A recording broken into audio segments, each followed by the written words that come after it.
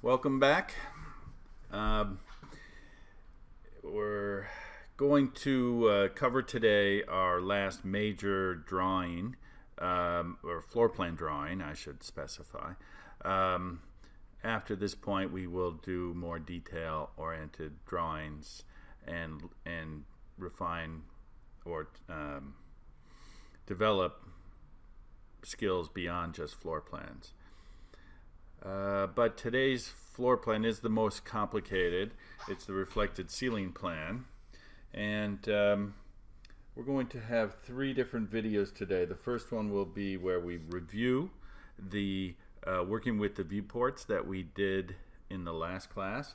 And then we're going to add on that by talking about working inside a maximized viewport. And then the second video will be talking about the concept of the reflected ceiling plan, talk about the basics, show you an example, and then we'll draw the reflected ceiling plan blocks. And then finally, the third video will be to walk through the creation of the RCP, reflected ceiling plan. You'll hear me probably say RCP several times. We don't normally say the whole thing out, reflected ceiling plan, we just say RCP. Alright, so starting off where we left off, we took our drawing. I'm going to click on the model space tab down below and on the left, and we'll have a bunch of floor plans mixed together, right, overlapped, overline one another. We see the furniture, the electrical, and we see architectural elements, right? And so we pulled them all apart by using current viewport freeze. So we set up our individual sheets and made a tab for each one. The tab, if we click on the Arc tab, Architectural Plan tab, we'll see that we created a sheet that's 11 by 17 in size. This white rectangle is 11 by 17 piece of paper. This line, this rectangle here, is the viewport. The viewport is a window into model space which scales your drawing onto the piece of paper. It's on def points, so it doesn't print. And you click on it and you can see down below what scale it is. You can choose, oh, it's locked right now, so if I unlocked it, I could choose a different scale other than the 1/8 of an inch equals a foot that I currently have set. I'm going to lock that again. The reason why I lock it is because you can easily, if you double click inside there, making it an activated viewport, you might want to do that to turn off a layer, to freeze a layer that you don't want on, or a couple other things you might want to do. But if you zoom in or out, if it's not locked, you would change the size of the drawing on the piece of paper. But because it's locked, you see it's not, I'm zooming in and out here. The drawing itself is not zooming in, you're just zooming in on the piece of paper. So the scale of the drawing is preserved. Okay, so by using current viewport freeze, I activated each viewport and I froze layers that I didn't want to see, that I did not want to see. So I froze, say, the furniture layer, the electrical layer. I froze those in this viewport, so all I saw were the architectural layers. And then I double click outside of that viewport. I created another tab, the furniture tab, which is the furniture plan. And in this drawing, the only the layers that are appropriate for the furniture plan are shown. And I did that by double clicking inside this viewport. Inside the viewport, not on the viewport. We'll talk about that in just a little bit. Double clicking inside the viewport makes it an activated viewport. Then I freeze the layers that I don't want to see here. Now I can do that 2 different ways that we talked about. One, if all the layers are on and there's something on that layer, you could choose this button right here, the freeze button, and just click on the various layers that you want off. But that's not as complete as if you went to the Layer Property Manager while you're still in this activated viewport. Go to Layer Property Manager and you go down this column, the VP Freeze, the Viewport Freeze column, and freeze all the layers that should not be visible in that viewport. Okay, and you can follow the chart that's provided on the Layer Standards handout from many classes ago. Alright, so that's how we did this. And we have 3 different drawings. Today we're going to add a 4th. But before we do that, I want to show you how you work in this environment. Now, you could, I'm going to give you 2 bad options before I tell you how you do it. You could work in model space, right? But then every time you do anything, all of this stuff is on, and it causes a problem, and it just gets in your way. So that's not a good option. You could turn these layers off and do the work you want, but then you run the risk of, let's say you just didn't want to deal with the furniture, so I'm going to use the off button here and turn that furniture and the furniture text layer off.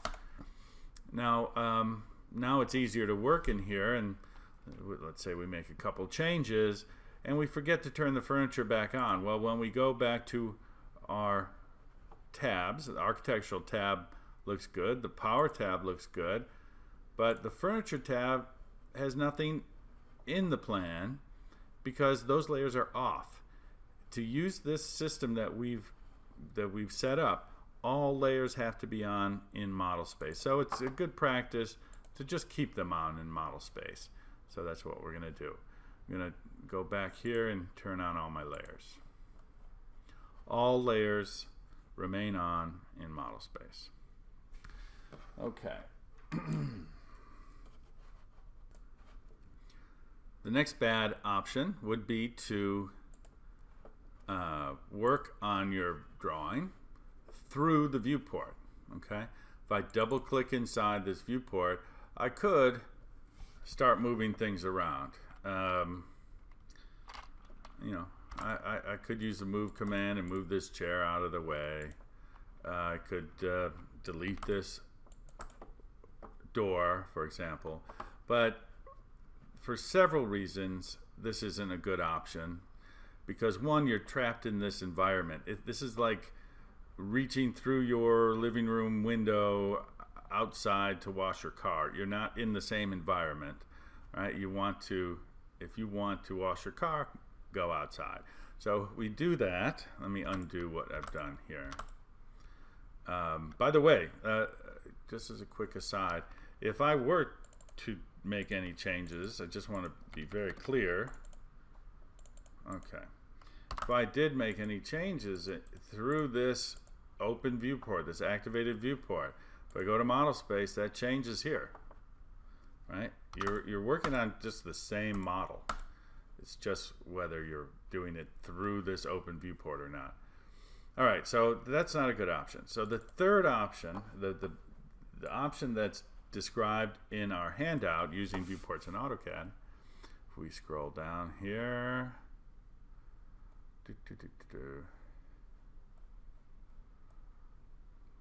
working in model space using maximized viewport.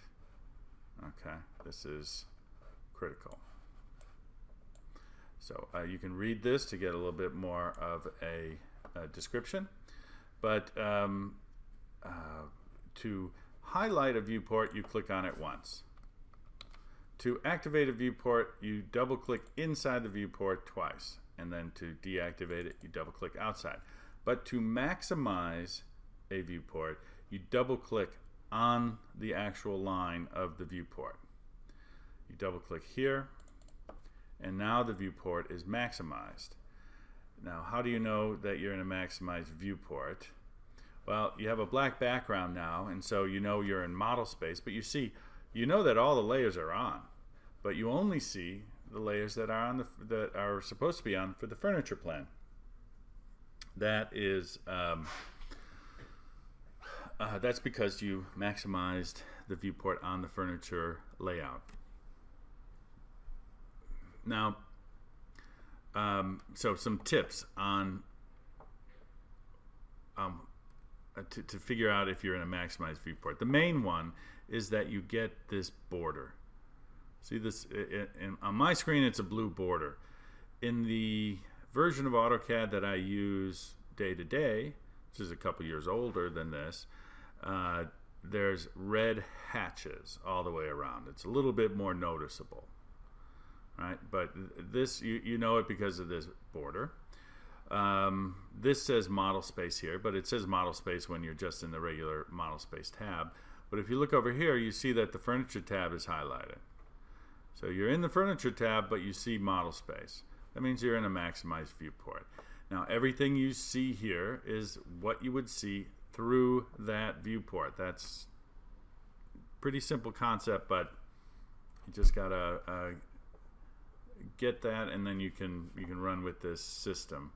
So you have all the layers that are on the furniture plan available to you in this sort of simulated model space. Okay, it's not even that simulated. It is model space, but only the layers that you want are on. All right, so you can just draft away the way you normally would. And when you're done, to get out of this maximized viewport, you click on this button down here. Okay, and now you're back in paper space. It said model. Now you click on it, you're back in paper space. If I double click on this viewport again, maximizing that viewport, I could also get out of it by, say, clicking on the Arc tab. Now I'm back in the Arc tab, but you have to be careful. If I click back on the Furniture tab, I'm back in the furniture drawing, but the viewport is activated. So you just have to watch out. And of course, the sign that you're in an activated viewport is that you have this bold viewport, and you have the icon that represents model space in the lower left-hand corner. Now that's not a problem if you have a locked viewport, but if you don't, the first thing you usually do when you get to a new tab is to zoom in or out, and then you would ruin your scale. So that's another reason to be very careful about locking your viewport. Okay, so this is pretty straightforward. Just if you want to work on the architectural tab, you double click on this viewport, and now you're in the architectural drawing. If you want to work in the furniture tab, double click on that viewport. Now one thing to be concerned about, let's say I'm working on the architectural in this viewport, and maximized viewport I should say, and let's say I've got text arc as the current layer. Then I go to the furniture plan, and I double click on this viewport, and I'm working away here, and I want to draw a line. What's wrong? Well, sometimes you don't know what's wrong until you've tried something 8 or 9 times, and then you realize, oh, the current layer is text arc, it's frozen. I need to switch to a layer that's on in the furniture plan, like furniture, and then I could draw my lines. But you'll notice when you go back to the arc drawing that those lines that I drew, they were invisible at the time, but now they're visible, so you have to go back and erase them. Alright, so that's the quick way of working in maximized viewports. Double click on the viewport and you're there. Okay. So let's set up our last drawing, and that will be the reflected ceiling plan, or it's not really our last drawing, it's not even our last plan, but we'll set up the reflected ceiling plan, and this is also a bit of a review of the viewports. And we'll set that up, and then we'll start drawing it after an introduction. So I'm going to right click on this last this last tab. Go to move or copy, left click on that, and choose create a copy, move to end, and OK. So a new tab is created. It's called Power 2. I'm going to click on that. Remember, whenever I say click, it means left click. Whenever I mean a right click, I will say right click. So I'm going to right click on this to get a context sensitive menu, go to rename, and call this RCP. Now, of course, it says RCP down here, but AutoCAD is definitely not smart enough to know that you want to see the reflected ceiling plan here. And of course, we don't have any layers yet drawn on those RCP layers. We don't have any lines drawn on those layers. So what I'll do is I'm in an activated viewport. I double-clicked inside of it. I go to Layer Property Manager, and then I just make the appropriate changes in the viewport freeze column. So let me see. Dashed above and dashed are off.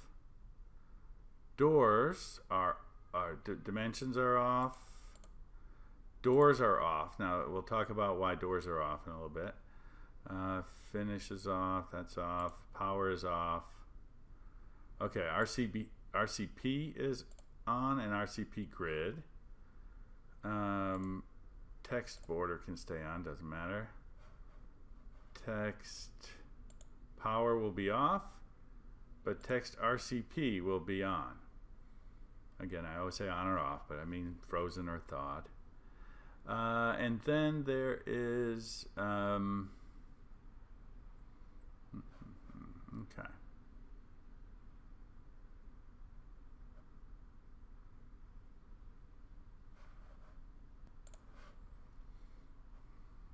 Okay, so now it's set up. Oh, I forgot one thing. I wasn't looking at the table, but had I followed that, I would have noticed that the bathroom kitchen layer is also frozen in the reflected ceiling plan. And we will talk about what the reflected ceiling plan is all about in the next video. But so we've got it all set up, and that's good. A nice quick video just as a review. Next we'll talk about the concept of reflected ceiling plans, and we'll start drawing the blocks. That's it for now.